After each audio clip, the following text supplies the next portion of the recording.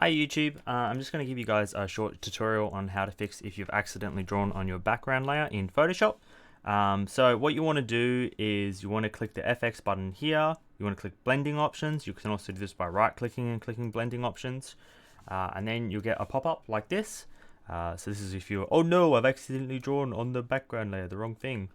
Then you want to use this slider. So this slider works for blacks or for removing whites. You can also change this around at the moment. But what we're going to do is, before we do this, we're just going to go new layer, and then we're just going to make a stark comparison color so we can see it being removed. Otherwise we'll have a transparency layer and we won't be able to see what's being removed properly. So we go back to our blending options menu.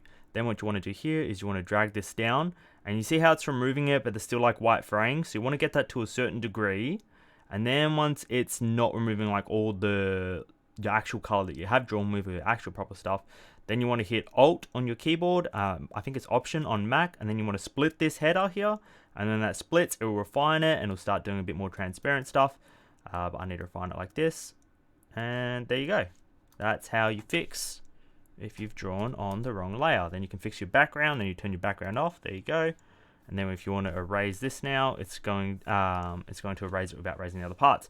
Now, if you want to remove this blending options and you want to keep this as like one thing, what you want to do is you want to go new layer, and then you just want to merge the one with the blending options and the other one.